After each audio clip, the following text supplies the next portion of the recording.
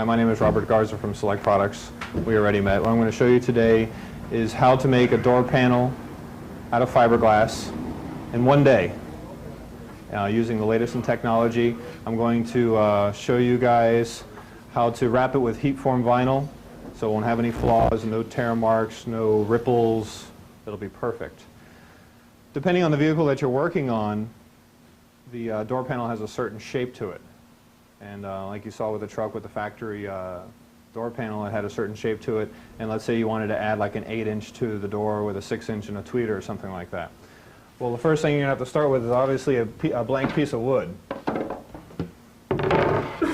And what you want to do is first make the template, and you've all done this before, where you either take a piece of cardboard and put it on the door, cut it with scissors so it's the perfect shape, and then lay that on your piece and cut it out with a jigsaw. Okay? What you probably noticed by working with a jigsaw is that you get all these rough edges that take you hours and hours to sand out. How many of you guys have router tables in your shops? 1, 2, 3, 4? Good. Well, we're going to start carrying them very shortly, so the other stores that don't have them will be an easy source to get one. We're going to either give you a set of plans to make one out of wood like we have here with a router underneath it, or we're actually going to sell the Porter cable piece that you can put inside a table, which will be also very easy to build. We're talking about the very rear piece of the door panel. A lot of you guys are using jigsaws, but what you might want to do is try using your router table, okay, and using different radiuses. Okay, and what you can do is you can use these radiuses, these large radiuses, and you can place these on the piece of wood in certain spots. Okay. Let's grab one of these. And just by tracing around these radiuses, you can staple this down and run this around the router table and get a real nice smooth surface without having to do any sanding at all. That's how I made this piece here. Basically, I just took a couple of radiuses, and this is not for any particular vehicle, but I wanted it to be extreme enough so you would look at it and say, you know, that's going to be a real pain to wrap with vinyl. Okay? So this is the shape that I came up with, and what I've done is I did an 8-inch, a 6-inch, and a tweeter. And what we're going to do is make a couple of these templates so we have, you know, the left door and the right door. This piece here, I've already cut out of the router table. What I'm going to do now is just staple this to the other blank and make another one so we have the left and the right. You can use a 5-inch staple and a 1/2-inch material. It'll just go in 1/8 of an inch, so you can put it together real easy and take it right apart real easy.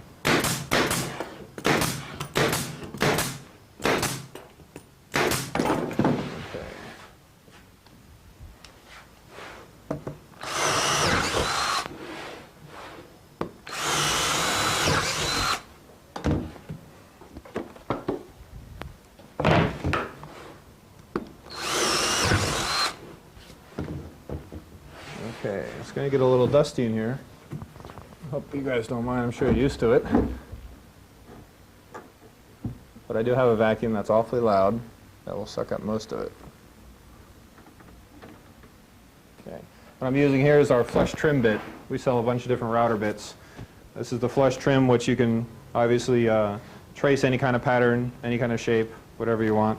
We also have the round over bit, the 45-degree bit, and we sell a whole bunch of different rabbiting bits. And we're going to use all of these today. I'll show you what they do. And all depending on the application, all depending on the shape that you're working on, you'll choose whatever bit's going to give you the best benefit. Okay. I'll be back with you in a minute.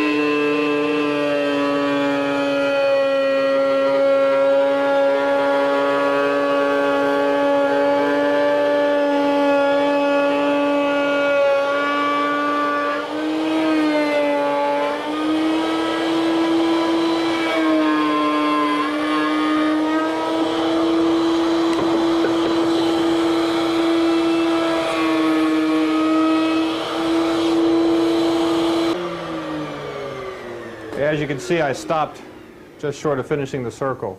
You guys know why I did that? Anybody experienced that before? Yeah. This thing will shoot all around. It'll ruin the piece you're working on, might hit you in the head. So you always want to stop. I usually stop about 1/4 of an inch before, break it off, and then just finish it off. It's going to save you a lot of time and a lot of pain. Okay.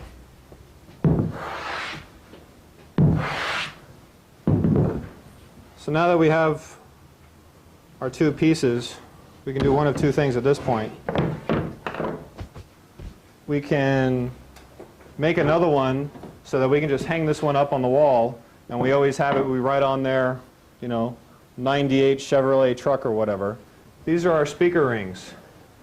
Like I was telling you before, we sell these in a bunch of different sizes. This is our 2-inch.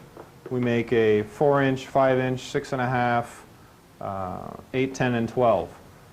So what you can do with these is you can make your door panels in very little time by just modding these, all depending on the system that you're doing. We can rabbet them out so the speaker countersinks in them. You can round the corners or 45-degree the corners, all depending on what you want to look, what you want it to look like. So we have an 8. We got our 6.5 and our tweeter. Okay. What we want to do with these before going any further is countersink the drivers. Most drivers are about 1/4 of an inch on the 6.5s, 6.5s on down. 8-inch to 12-inch, they can get a little wider in the shoulder, a little deeper. So you really need to check whatever spec on the speaker. You measure the speaker before you do the rabbiting. Okay, what I'm going to do is measure our depth here with the cutting edge. And what we're going to do here, let's see here, I think a 3/8 should do us. All of our speaker rings are 5/8. So you have plenty of room to cut into them and modify them so they're exactly what you want. Okay.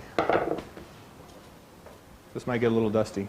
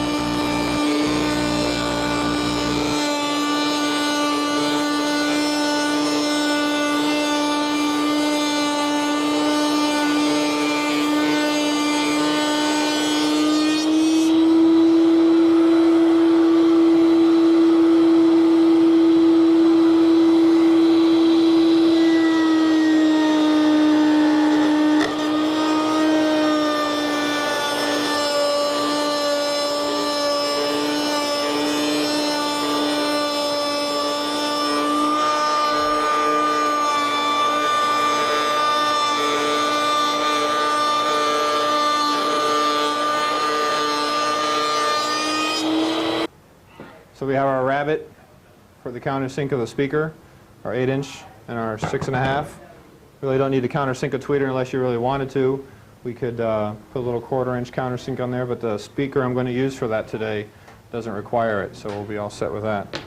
One thing I didn't go over is our rabbet bits have different depths on them. I used a 1/2 inch for this one, so that'll give you a real nice collar. All depending on the speaker you're using, you want to measure the frame of the speaker so you have enough depth on it. And we have everything from 3/8 all the way up to 3/4 inch if you're going to do like a pro woofer.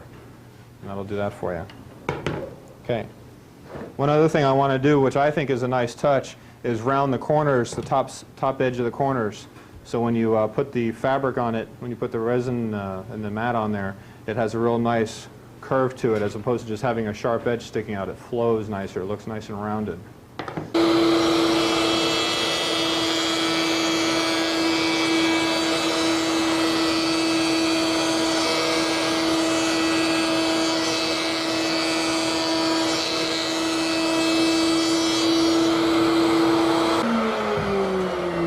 pass those around real quick because I need them back to continue, but I want you to just take a quick look at them.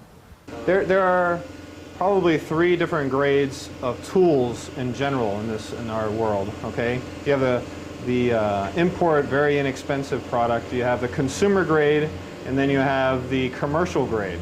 Okay, we sell all of our router bits, our saw blades, all the tools that we'll sell to you guys are commercial grade. They're made for mass production. Because why go spend 20 bucks on a bit that you have to replace in a few days? You know, you might spend 25 or 30 bucks. It'll cost you an extra 5 or 10 bucks to get a bit that's going to last you half a year. So all the stuff that we use is all commercial grade. When I had originally made the base template, okay, I stapled these rings on before we machined them. And when I cut the holes out, I cut the holes so they're perfect. So you know exactly where the 8-inch goes, exactly where the 6.5 goes. The only one that's a little questionable is the tweeter, but we can fix that by using a ruler. And what you want to have is you want to have a bunch of pieces of wood cut. I'm sure some of you have done this before with grill cloth. One of the guys had told me to use grill cloth. But you can get a bunch of cuts of MDF, and all depending on the vehicle, all depending on where the seat is or where you're sitting in the vehicle, you can pitch the speakers in any direction. You can get real crazy and point it right up at the guy or something. And imagine this is a left door. Or you can point it across to the driver or whatever. You can position the speaker any way you want. I mean, that's the whole reason we're doing this. Is the whole reason the customer is spending all this money. Is the whole reason you're spending an entire day to build something like this. Is we want to make it sound totally awesome.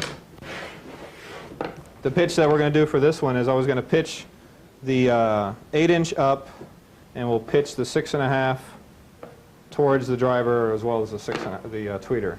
Got 3 sets there. Okay. These 2 are, as you can tell, those 2 are matching. I'm going to use those for the tweeter and the 6 so they're on the same pitch. Okay. It's always been my impression and my knowledge that you want to keep the tweeter in the mid-range as close as you can together, have them on the same pitch, aiming the direction you want them to go. So what we're going to do with these is we're going to take the large one, put it in the back, small one in the front. Same with these 2. Now what I'm doing is I'm putting them, I don't know if you can see this, but I'm putting them right on the edge of the circle so that when we glue that right in place, you know right where it goes. And left and right speaker will match. You can look down from the top and make sure that it's straight on the circle this way. And then on the 8-inch, I'm not using quite as tall of a spacer, where we're just going to pitch that one up. So once we glue it into position, and you can glue these a couple different ways. You can either use wood glue and wait many hours, or you can use hot glue. That's what I like to use, especially with our yellow hot glue. This stuff is very, very strong. What this glue is and how I had found it is I was an installer for many years, as you guys have been, and you ever wonder what that yellow glue is inside the factory door that you cannot get off? There it is. Okay. It took some searching. I had to find out who was making it for the car manufacturers, and we found it, and this stuff is awesome. So I'm going to glue these in place real quick. Any questions while I do this? Gonna put a little glue in here. Come on, Nelly.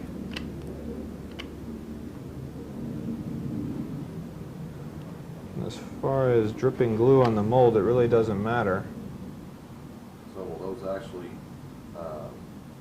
that'll give you your angle, but that won't actually be your support. Ah, my friend, we are getting there, my friend. Be patient with me.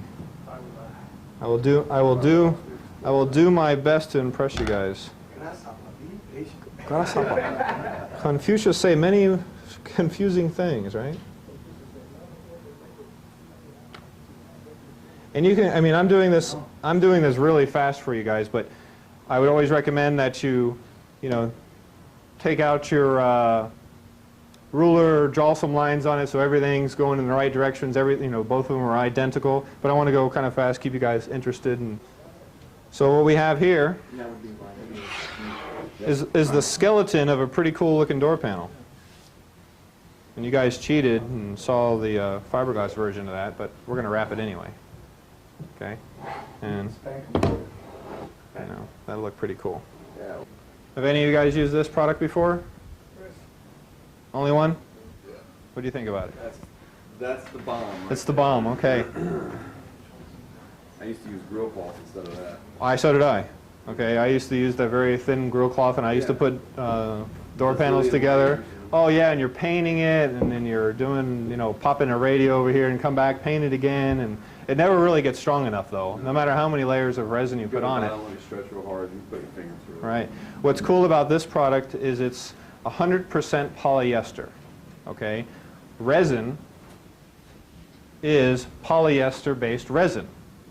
And what you do with polyester and polyester, especially if one's a resin, think of it kind of a hot melt glue. What it's doing is it's melting this fabric and turning it into a plastic mold. So what you're going to end up with is a plastic mold. Okay? So I'm going to staple this together for you real quick.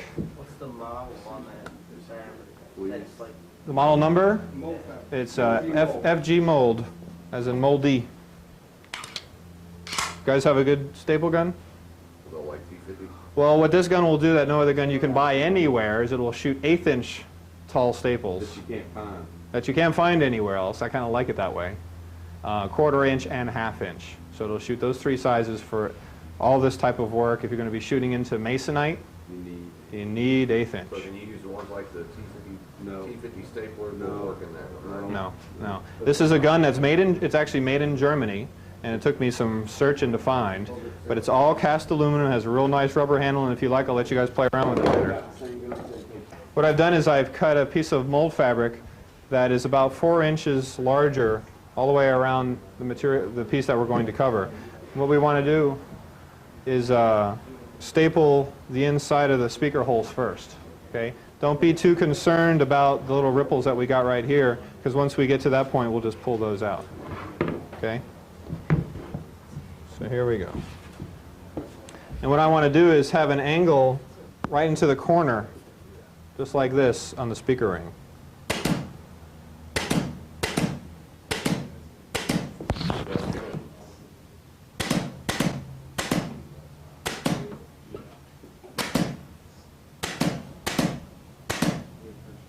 See, those staples are smaller than the other T50 stuff. Splits it. I'll tell you why I'm doing it. What I'm doing is I'm putting the staples on the inside right next to each other, one right after the other, because what we're going to do once I'm done is we're going to cut out the center piece here. Okay, and if they're not right next to each other and they're not really secure, the fabric's just going to pull loose and you're going to have like a little bubble there. So you want them right next to each other. Good question.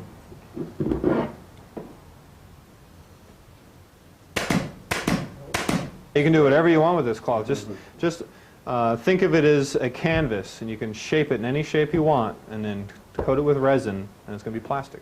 Yeah, little permanent. And this, I came up with a difficult shape. You know, I hope you guys can appreciate this. It took me a week to prepare for today, but I came up with a real difficult shape that I would think even the most seasoned installer would look at and say, man, that's going to be tough to cover in vinyl. So I pulled for the center here. Now I want to flip it over, pull the other center. And I'll pass this around so you can see how taut the material is, but it's not that tight, but it's tight enough. You had to do grill cloth. You had to get Grill cloth, you had to have your buddy pulling you, right? Yeah. It sag when you put the resin on. No matter how tight you got it, you can lay that shit down and it sag. And getting back to the glue, as you can see, we're going to be pulling on this pretty good, so we want it to be nice and strong. I always mix bond over resin together. I'm going to try to do this like this, so you guys can see. Mix the bond over the resin together. I'm actually working on a prototype. If we have time, I'll show you. All right. I have a prototype resin that doesn't require any hardener. And That's all right. and doesn't catalyze until you tell it to. How long does it take for it to catalyze? 15 minutes. Does the weather have anything big to do with it? Sir? Does the weather affect it drastically?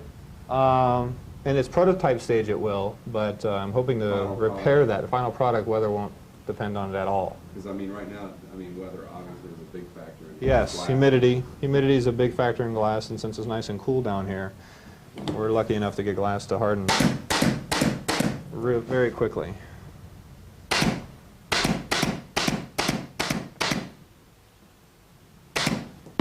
You've switched staples to a larger staple now? Same size staple. I'm using 1/4 inch for the whole thing. 1/4 inch you'll probably use the most. Yeah. Since we're using 1/2 inch MDF, we'll be all right.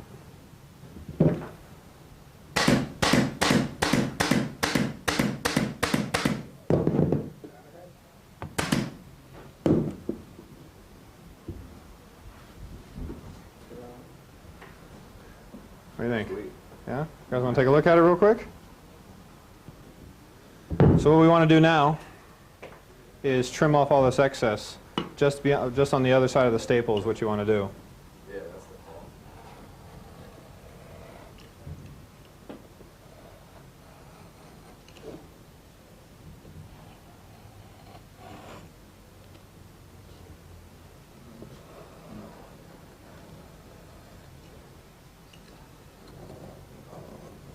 The color of the fabric is on purpose. I don't know if someone was making that comment, but the reason the fabric is so light is so when we soak it with resin it turns color. So you know you have it completely soaked through. That's very important. You don't want a big air pocket that's going to crack on you when someone puts their knee or leg against the door panel.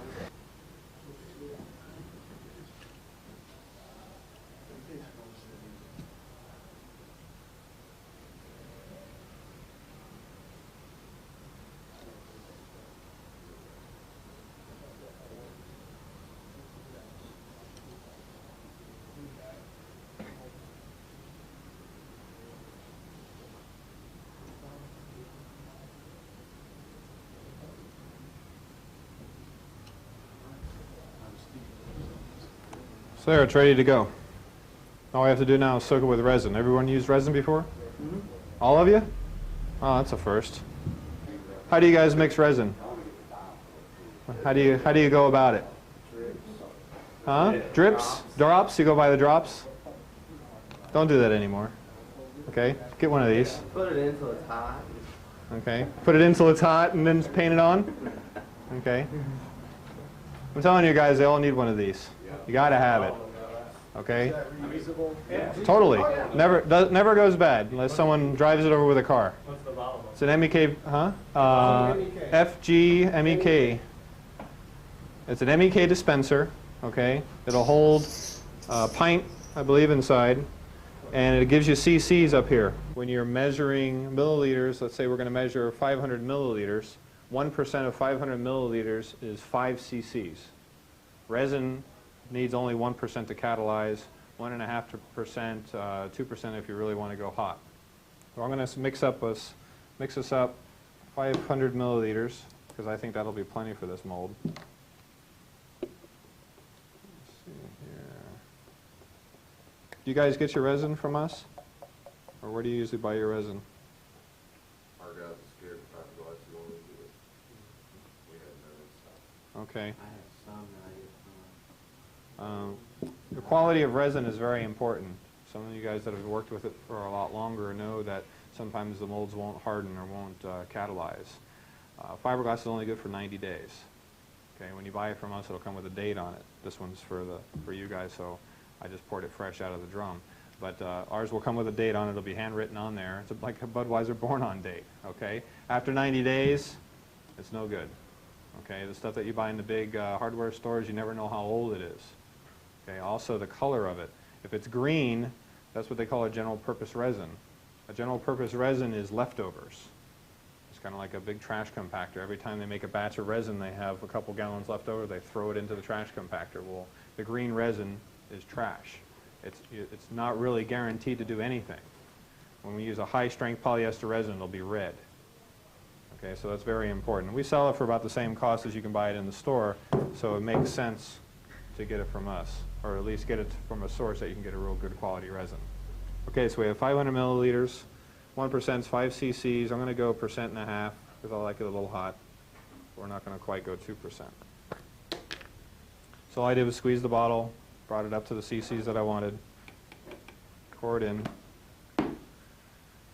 Take our old screwdriver. I kind of use old screwdrivers. I'm sure you guys use old screwdrivers or backup straps or whatever.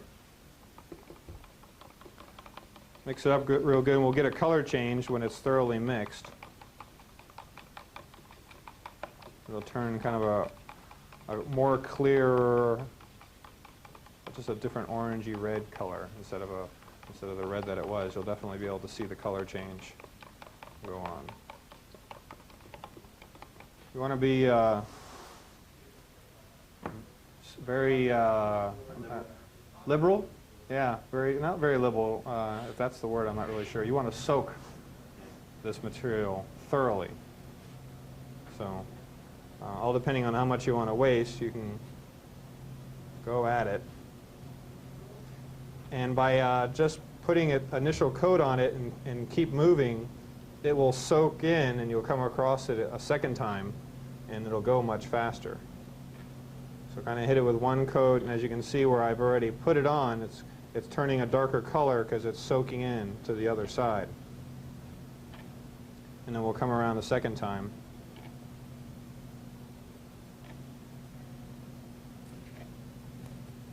As you can see on my second pass, it's getting darker, filling in all those air holes. Making sure that we get resin all along this edge here is very important. Also, all the edges are very important because what the resin is going to do is it's going to soak through into the wood and attach itself to the wood, because the staples aren't going to hold it together. They're just kind of there as a fastener, kind of like the hot glue was. The resin is going to be all the strength.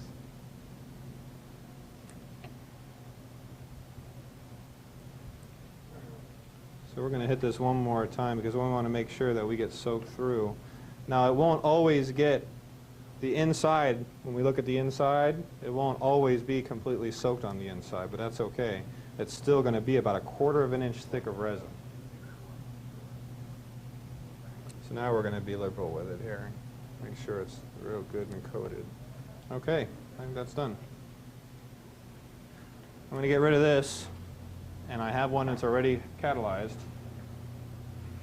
What we would do at this point is we would take our belt sander and come around and take some of this off. I'm going to do a little bit of it, but I know you guys all know how to do that, right?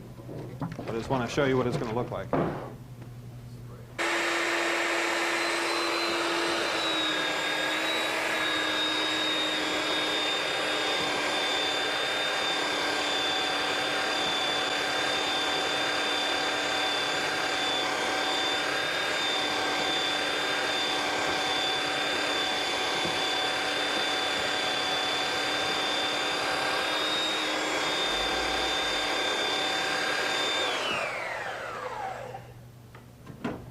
I just wanted to do a little piece to show you guys what it'll look like.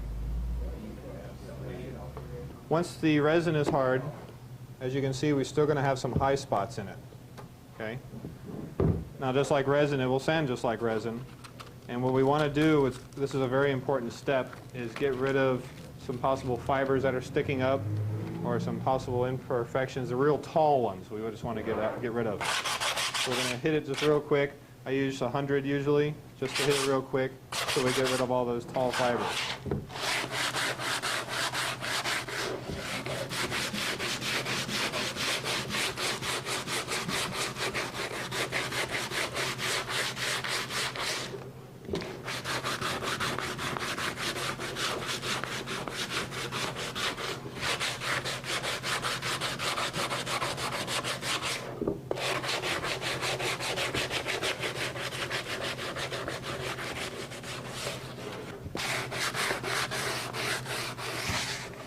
As you can see, there are a lot of valleys, more so when we used to do it with grill cloth.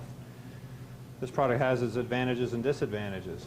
Okay, I've seen lots of guys sand this totally smooth before we came up with our new product. Okay, and it can be done. You can sand this totally smooth. Yeah, long time. Well, time is our money killer. Okay.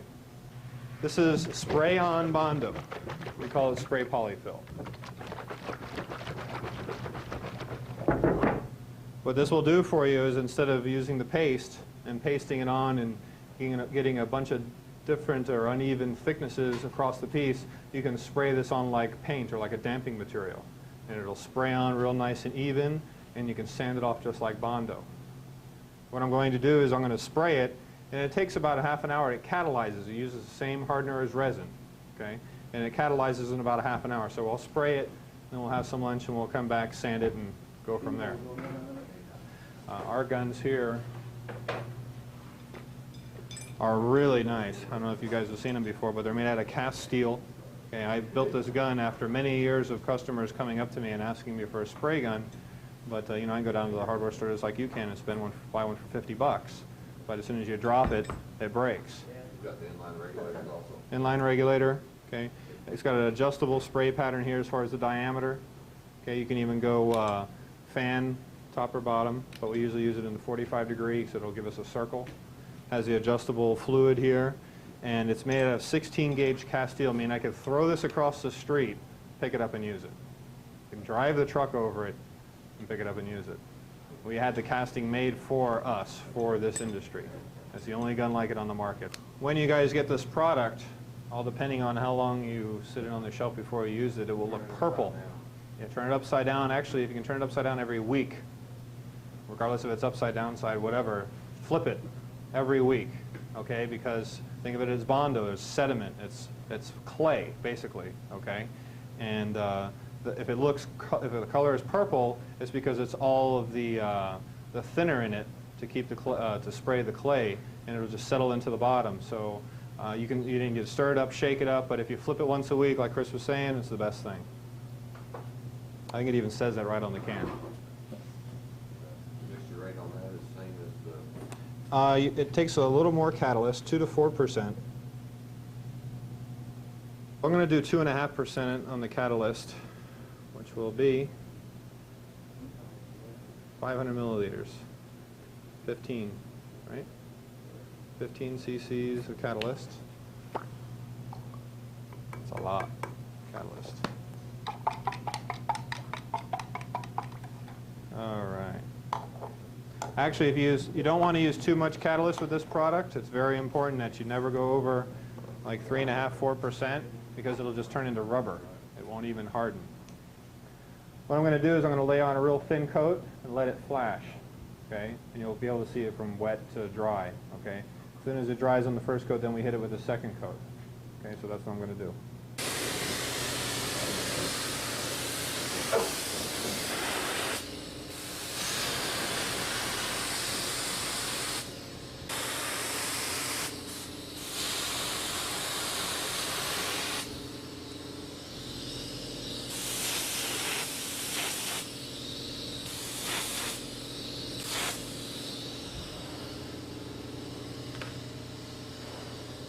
Okay, I'm going to let that flash, and then we'll hit it again.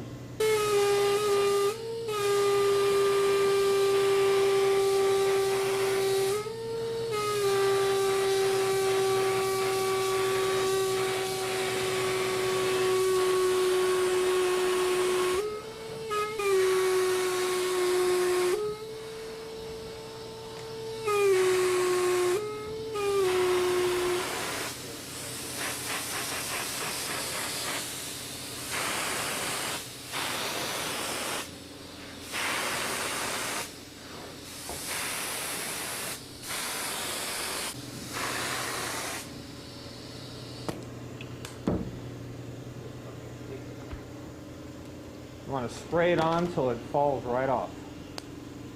Okay, that's why I raised it up. A lot of professional painters use that tactic. They just paint the car until it just falls right off, and they have this real nice smooth layer of paint on the car. Well, you want to use that same principle so that you just have this big coating of spray-on filler or Bondo type material on the mold. And that's ready. Half an hour, it'll be ready to sand. If you can catch it right at the right time, right when it's finishing gel time, you can sand it like Bondo, where it'll come off in large clumps. We'll take 40 grit. We'll take 40 and we'll hit it, not with a lot of pressure, but kind of like using a rasp. And we'll hit it real quick just to get a nice shape. And then we'll go from 40, we'll go to 100. Okay? And then we'll do 220, and it'll be ready to wrap. Okay, our last process was the spray on of the filler. And you guys saw that I put that on very liberal. Actually the first coat was a dusting, get it on there, let it flash, let it attach to the resin, and then the second coating, I caked it on pretty heavy, just like Bondo. Okay? And right now, by feeling it, you can feel that it's still a little soft. If you press really hard on it, it'll barely take your fingerprint. Okay? At this point, I have a piece of 40, which is hard to buy in big squares, but you can buy, they make it for the sanders. You get a piece of 40, and you can just start shaping it and getting all the high spots out of it. Now, you don't want to apply a lot of pressure. All you want to do is get the high spots out of it. Because with something this coarse, you'll burn through it in a hurry. This spray-on filler is awesome. It is designed to not clog sandpaper. So even when we pull out the 220, it won't clog the paper. Okay. Now I broke through it a few spots, but you're going to, so that's not a big deal.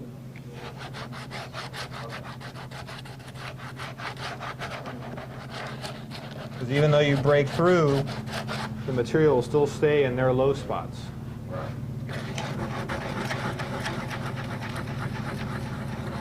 Okay. I'm only going to do one side because it'll take us from some time. Now what I have is my DA with an 80 grit on it. Okay.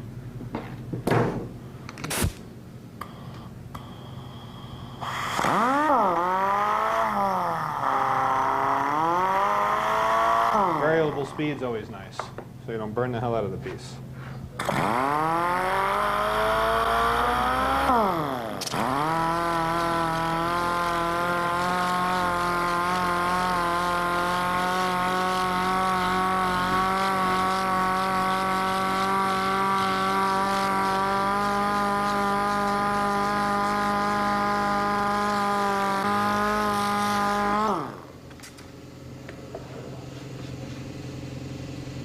Okay. Although it may not look it, that's nice and smooth because you have the Bondo material inside the valleys of the resin. So it's smooth all the way across. Okay. What we want to do after that is hit it with 220. You want to remember with using a DA, it's never going to give you as good a result as doing it by hand. So what you want to do is do the DA with the coarse, and then once you get into the fine, do it by hand, because the DA will make it roll like this, okay?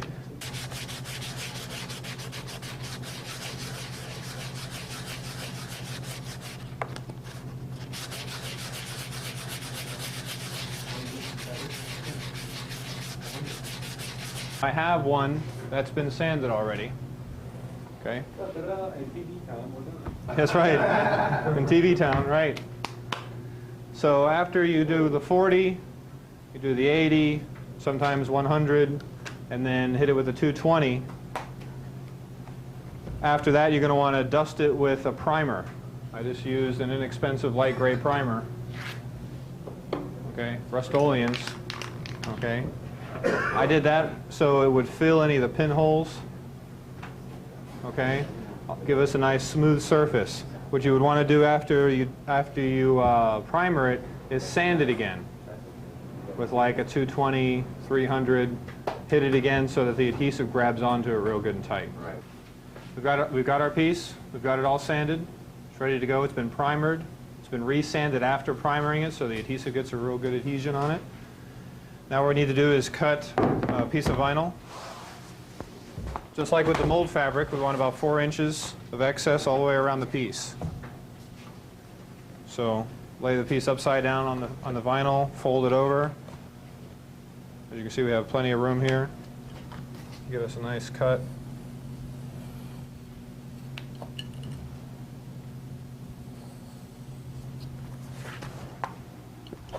Now the adhesive we're going to use, I'm sure hardly any of you have heard about it. It's pretty rare. It's called heat-activated adhesive.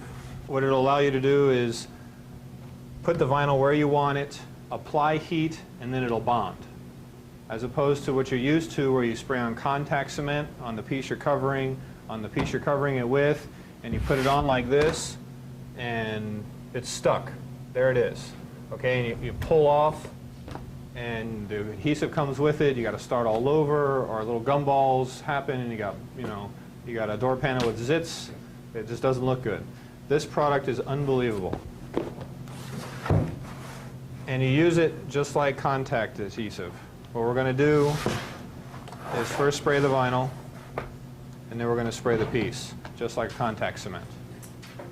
This is the product right here. We have two of them, actually.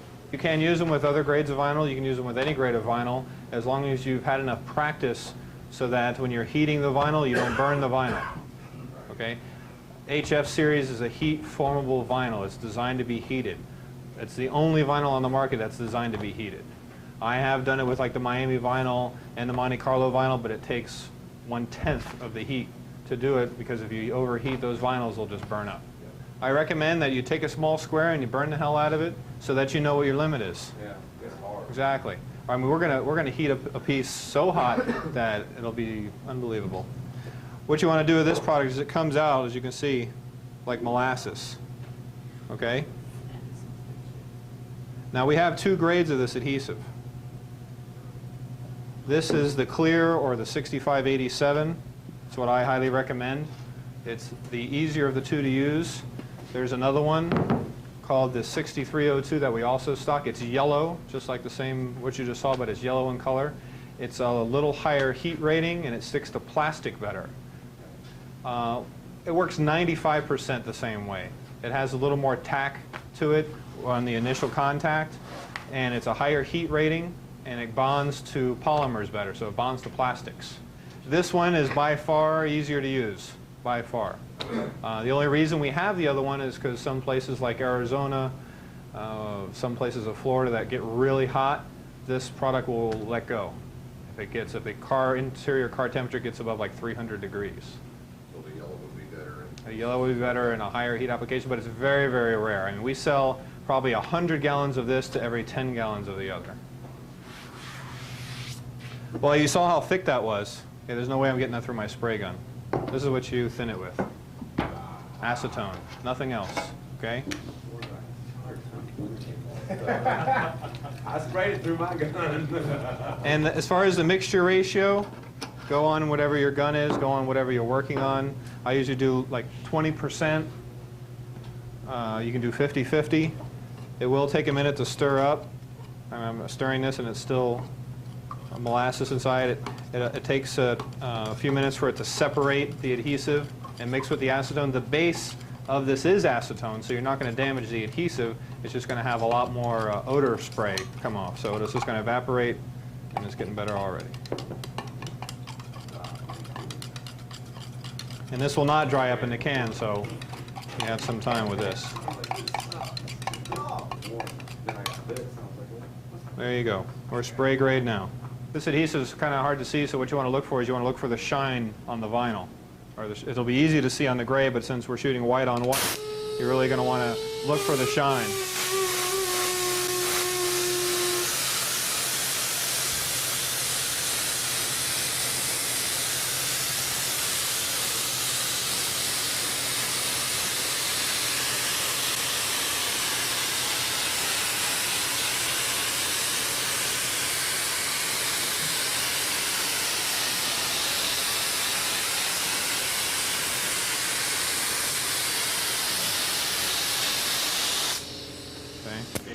That's as light as you want to put it on. Okay? I had a few strays fly out. You want to get rid of those right away. But you just need a thin coating of it. What's really good about this vinyl, if you can keep it clean, is we could roll this up, stick it in a bag, leave it on the shelf, and it'll be ready for us when we're ready for it.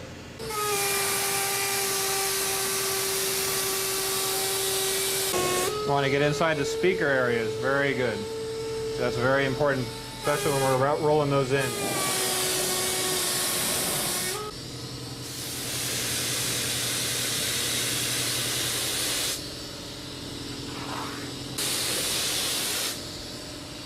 Good. So we're going to turn this on. If you can get a glimpse of the gauge, the display here, it's climbing on its own.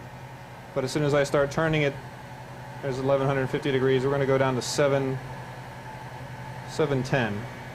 And then it'll tell me where it's at. 780, went a little hot. 800, it'll cool itself down. 790, 780. it'll come back down to where I wanted it at. And you have your air volume control, so you can slow down the air or increase the airflow.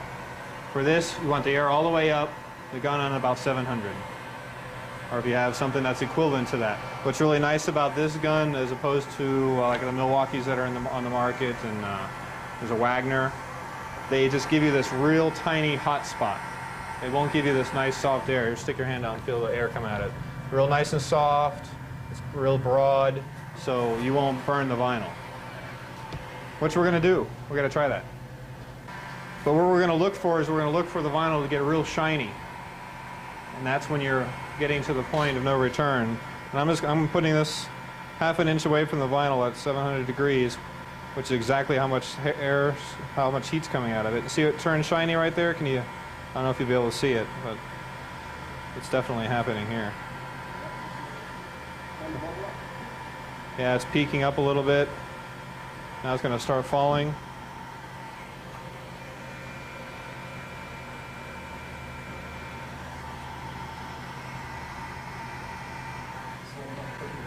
Can you see? Yeah, at 700 degrees holding up real well. But you can see where it's turning shiny?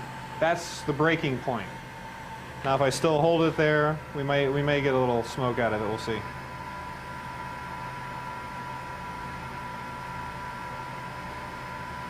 Any day now. It's just lost its texture right there. I see smoke. You see smoke? There's the smoke. Okay, we smoked it. Look at this. If this were contact cement and you did this, what would happen? And especially if you pushed on it. Okay, but with this adhesive, you don't have to worry about that. That's right. You'd have to respray it, and plus you'd be sitting there for half an hour pulling all the glue off.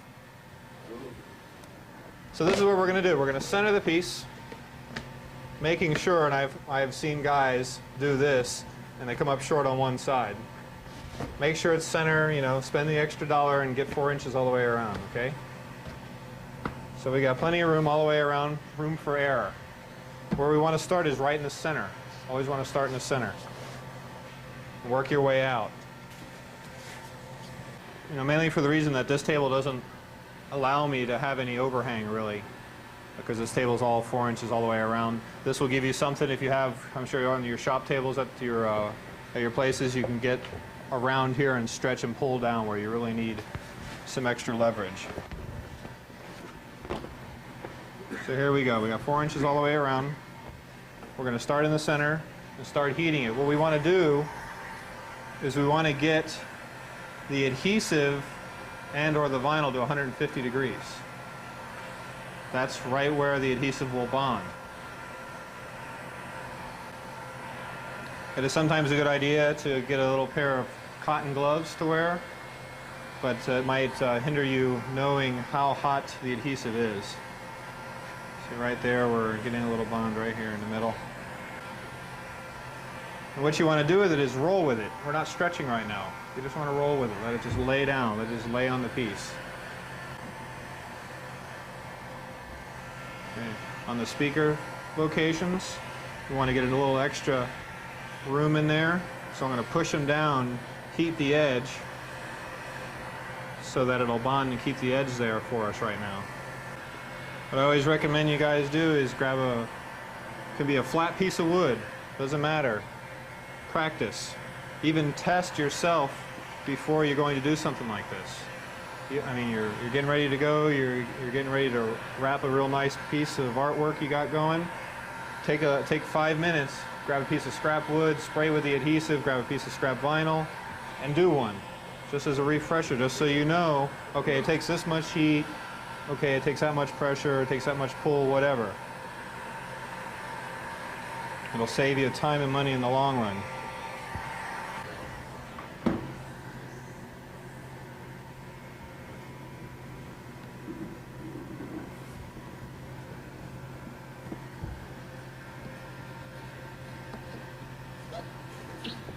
What's also a good idea if you're doing real difficult shapes, like when we get up to the tweeter, it'll be really difficult. Tweeter. Have a nice cold glass of water with a rag in it, and you put that on it, and it'll keep the shape right away. You see, I'm taking it a piece at a time, making sure I don't have any air bubbles left into it. If you get an air bubble left in it, it's going to be hard to get out. So you just want to take it a piece at a time. It'll pull loose. You can reheat the adhesive for probably only about a half an hour. And then after that, it won't reheat at all. So you got about, I mean, once it's, and the only reason you can reheat it is because it's still warm. But once it cools, you can't reheat it.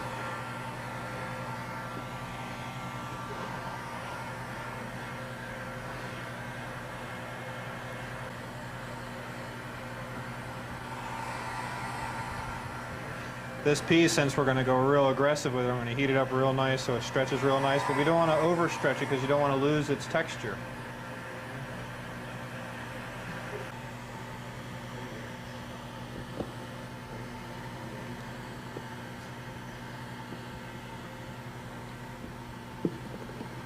Takes a little bit of pulling.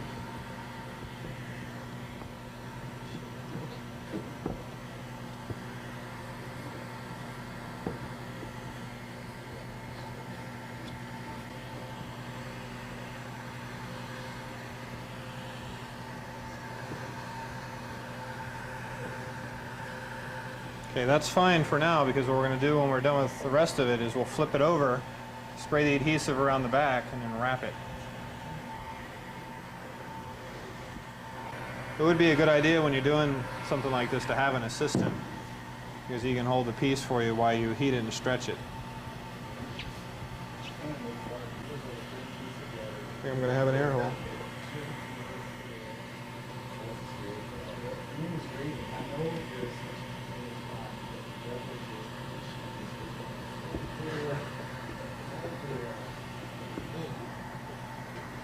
You see what I did there? I had an air hole right here.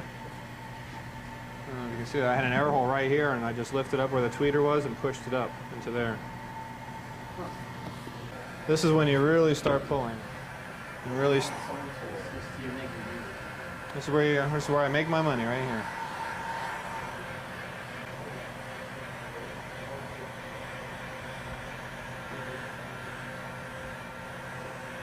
I'm pulling on it a little bit because it tells me how hot it is.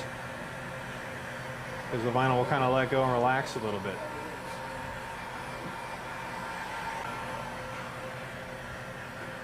I'm staying, as you can see, like 2-3 inches away from the material, always keeping the gun moving. As you saw, burn a hole in it.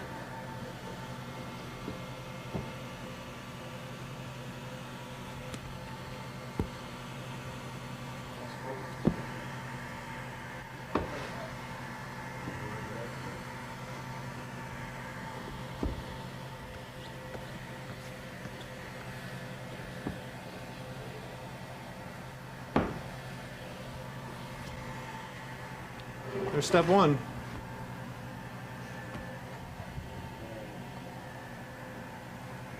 Your customers will flip. They'll be like, who did that for you? So what I'm going to do now is I'm going to put some adhesive on the back of the mold.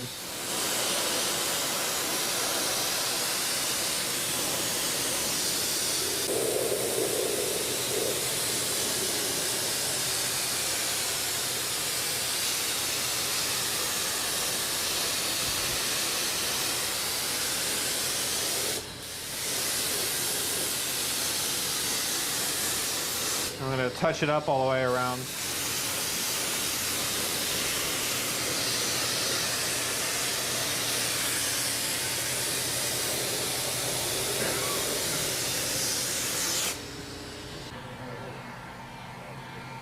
What I'm going to do here, it's the same thing I did to the front.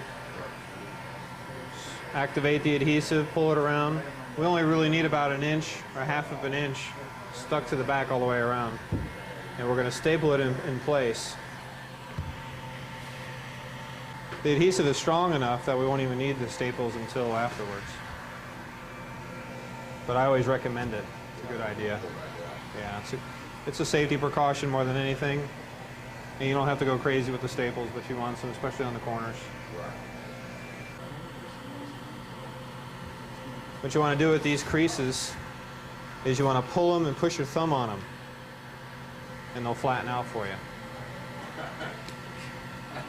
Okay, just like that. So right here, we could run our staples about 1/2 of an inch in.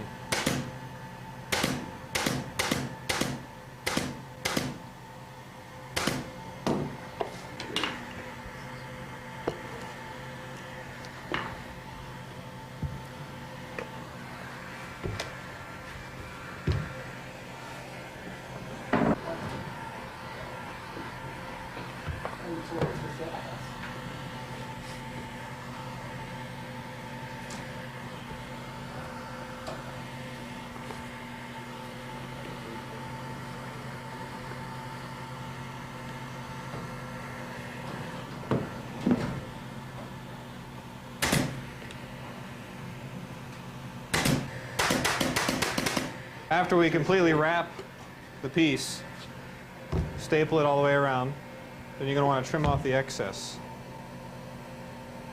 And trim it close to the staple so you don't have a bunch of bumps keeping the door panel raised off the car. You want it nice and tight. So you want to cut all these off. And then I'll show you what we're going to do. We're going to go back and we can do relief cuts in the leftover bumps, because you're going to have some. You can't stretch a vinyl that violently without having some stress bumps in it. So you can see it looks nice. We have a few of these here. So what you want to do is you can see the relief bump here. We're just going to cut a little triangle. Pull that out, put a staple on it. It lays nice and flat. Okay? You're only going to have a few of those real big ones.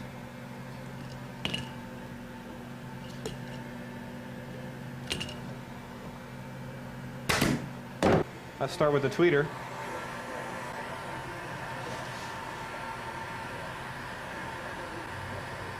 Going to heat that up real nice and hot. Push it in, staple it, and then cut it. Oh yeah, just hot enough.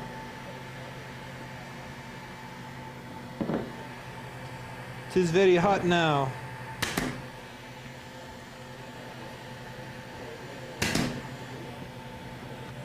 You're almost using the end of the stapler. Oh yeah, I'm using the end of the stapler to push it down, right?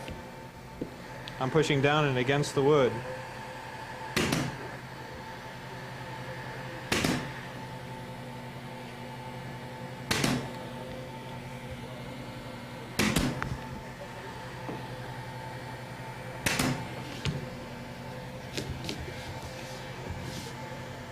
Have any of you seen one of these before? It's a vinyl tool. And what this will do for you, it has two different radiuses on it. We have a real tight radius here, and we have a very broad radius here. It's on a little curve here, so you can hold on to it and work with it. And what that'll do for you is it'll allow you to press the vinyl in all the way without having to use like a screwdriver or your fingertips, which won't get it strong enough all the way in there. And get it all the way in there and get it in there nice. So I'm heating this up really good, so it goes in like butter. And then what we're going to do is push down and in, just like that, and work our way around them.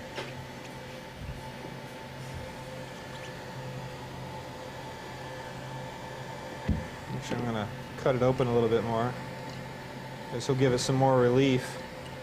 You don't want to cut it too close to the edge, of course.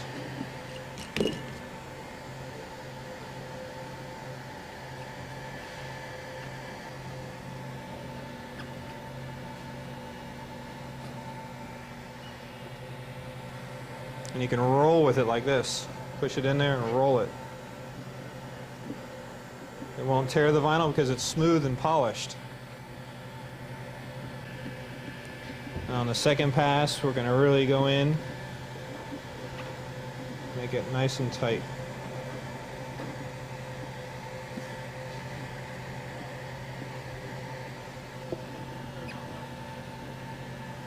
Yeah, we don't need any staples. No, the speaker will hold it in place. and then the grill that fits in there will also hold it in place. Remember, it has the memory, so it'll hold on to its memory. You just got to make sure that you heated it enough. Nice. Got all our edges in. I'm going to pull out the vinyl out of the center using the wood as a guide.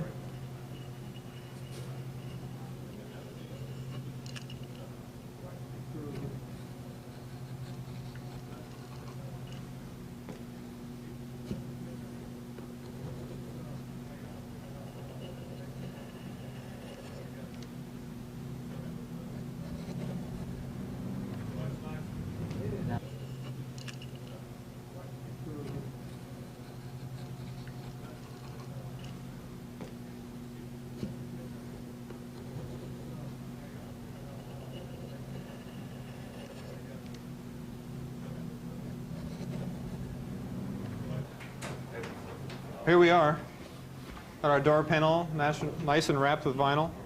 I took the liberty of putting the speaker in for you guys. You can have a look at what it looks like with the speaker in. Unfortunately, most factory speakers have a big shoulder on them, like 5/8 of an inch, sometimes 3/4 of an inch shoulder. So it's going to be real tough to use the factory grill. And I even tried making one of these before you guys all came out with the JL factory grill, and it's 5/8 of an inch, and you don't have the mass there. You don't have the room to do something that big. So what you would normally have to do is you have a couple different options, all depending on how you design your door panel.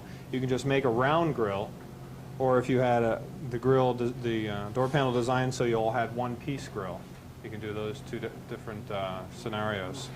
But what we're going to do is we're going to make a grill for the 6.5. The tweeter has its own grill, so it's an easy pop and go. If I were to ask any of you to make me a plexiglass ring like this, how would you go about doing it? Okay, it'd be very difficult to make it with a jigsaw. You'd be sanding for days, and it'd probably be 1/4 of an inch over here by the time you were done, maybe like 5/8 of an inch over here on this side. It'd be very difficult to make. But that's what's so great about our speaker rings, is you can modify their size very easily. On the inside diameter or the outside diameter, you can change it to where it'll fit right inside the door panel and give you a template to then make your plexiglass piece and also make your grill metal piece. So you put all these together in a sandwich and you have a nice grill. You can even go as far as using a laminate, carbon fiber, okay? Use a wood grain or a wood burl, and we're going to do one of these. So you have the top piece so it matches the car. If you're doing like a Jaguar or a Volvo that has the wood grain dash, you can flow it right into the door. The customer will flip. So we're going to do one. I think we'll do the wood burl. Any objections? No. Okay. Okay, so what we basically need to do is we need to take our speaker ring and make it fit in that hole. Okay? Just by looking at it, I can tell it's at least 1/4 of an inch too large in diameter on the outside. But we know that on the inside it fits the speaker perfectly because we use the same 6.5 inch speaker ring to make the mold. So what we need to do is we need to shave it. And how we're going to do that is we're going to use a 1/2 inch flush trim bit. And you're saying, okay, a 1/2 inch flush trim bit. Well, if I run it around the flush trim bit, it's not going to do anything because it has a bearing on it. So if you use a 3/8 flush trim bearing with a 1/2 inch cutter, it'll pull off a 1/16 of an inch. So if you pull off a 1/16 of an inch, half of the ring, flip it back over, now you're going to pull off an 1/8 of an inch. Flip it over again. You're just going to keep on going until you have it within a 1/16 of an inch. Press fit it right in there. Pretty cool? We're going to do that real quick. Number 2. I'm going for 3, baby. Okay. So I got it set up to about halfway.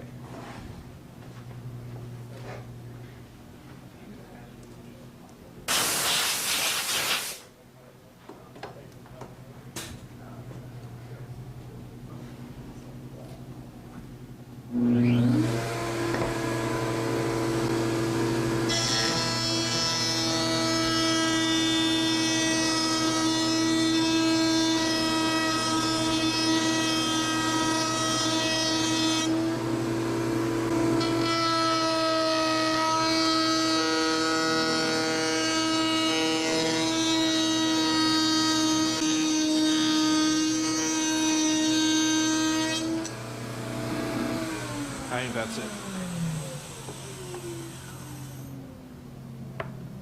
they say in Germany, guten tight, right? Now, I only cut half of it, and that's all you really need to cut, because you just need a template. So depending on what you're working on, now you have a double-sided template within a 1/16 of an inch of each other. So you could be working on another job, and oh, that's a little too big, that's perfect. So you save it that way, just like I made this one not too long ago. Okay? Now our next step is we need to make 2 pieces. We need to make a grill. We need to make 3 pieces. We need to make a grill. We need to make a piece of acrylic or whatever you want to use. You can use ABS. You can use wood. You can use whatever. We're going to use acrylic. We're going to use a piece of grill metal, and we're also going to use a piece of ABS laminate. Over here I have a 1/2-inch flush trim already set up. Save a little time. What I have here is a 1/4-inch black acrylic. What we want to do with that is take some spray adhesive and attach the 2 together. And this heat-activated adhesive you can use in conjunction with the contact cement. So it doesn't really matter that there's some left in the gun. But I like to shoot acetone through it just to make sure I'm all clear.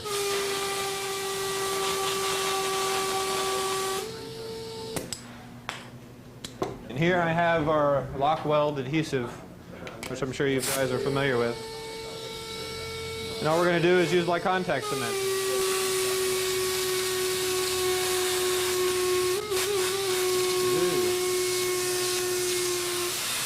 There we go.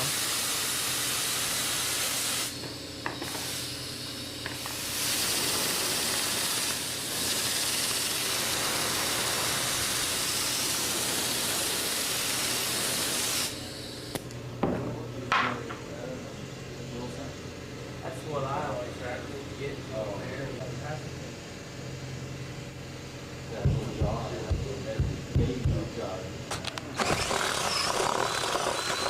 Okay, we want to set our height. Make sure that we just cut the plastic and not the template. With this porta cable router, you just twist the base and it comes up and down. It's beautiful.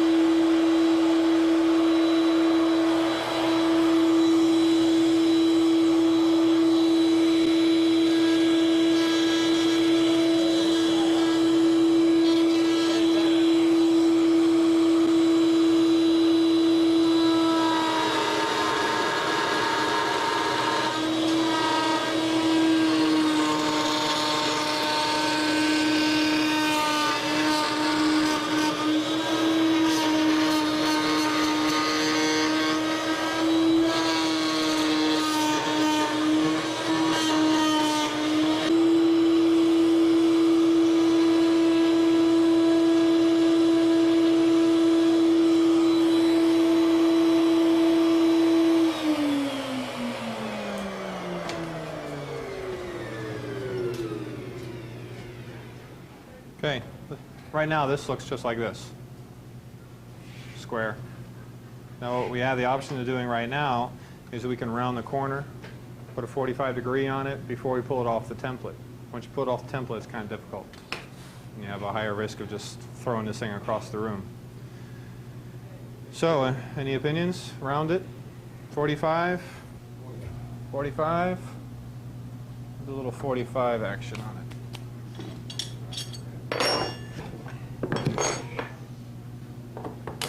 Okay, you want to set your height. This you got to be real careful on because you don't want to ruin the piece you spent all that time building. So set the blade right next to the plastic. Bring it up. I'm going to go a little less than half, and we'll do the inside and the outside so it'll look really cool when you pull it off to look at it. And the bearing's still going to ride on the wood.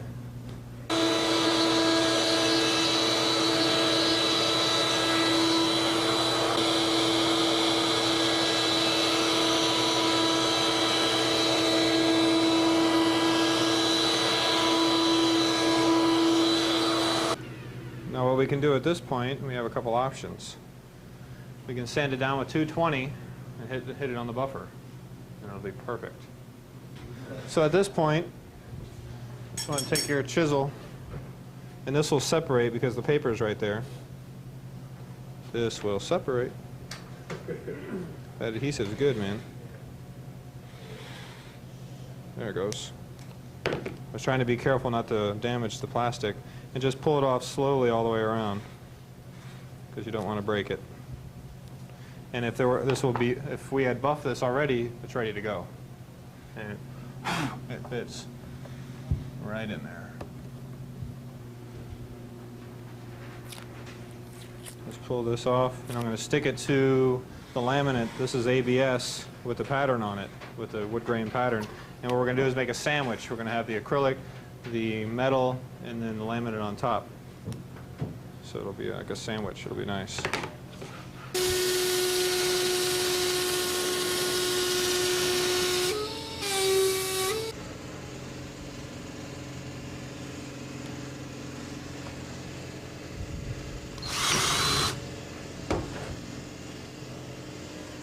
This is only an 1/8 of an inch thick, so we don't need the bit very high.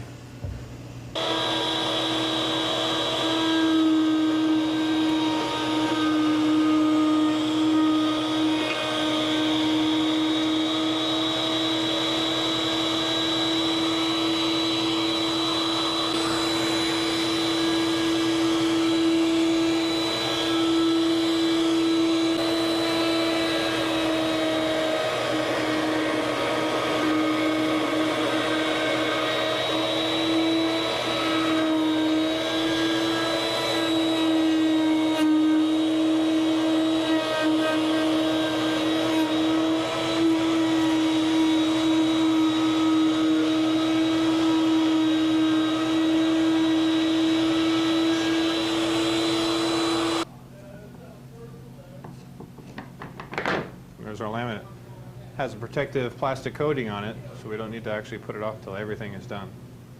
And that will go there. The last piece is probably the most difficult piece because you really want to take your time, and it is metal, so you want to watch out for flying debris.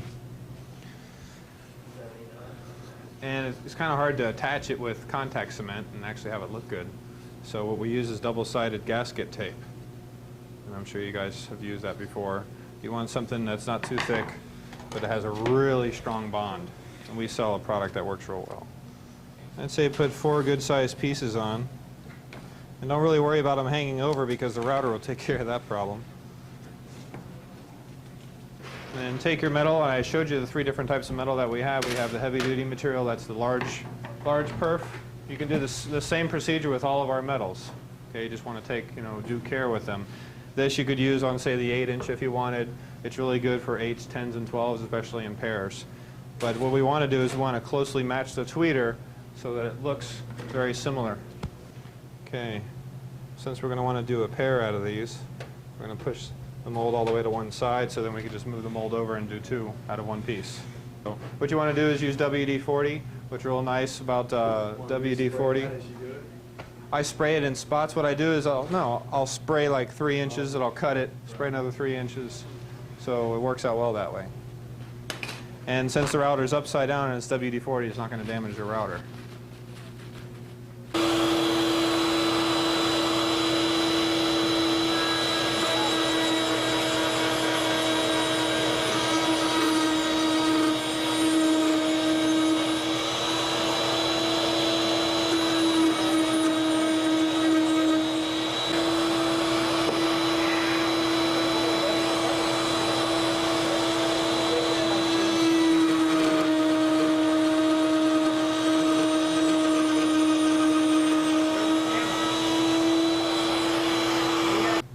do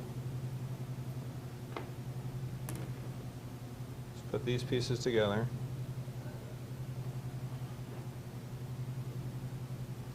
And glue them all together with our E6000. Have you guys used our E6000 before? E6000? E6000. This comes in clear or black. Comes in clear or black. It's great on plastics. It's great on rubbers. Not that type of rubbers. So I'm just going to put some spots on it all the way around. And now I'll put the grill on first, and it'll actually come through the grill. So we won't have to put on any additional. Push on it enough so that it comes through, and it's coming through everywhere. We'll clean the laminate up.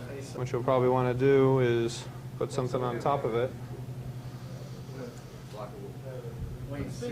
Put the template. Not like it. That's not heavy enough. That'll do. Nice. Sets in 10 minutes, cures in 24 hours. So in 10 minutes, we could put it together. Thank you for coming. Select Products. Video number 3, HI-TECH Fiberglass, Part 2, Introduction to Vinyl Wrapping. What do you think?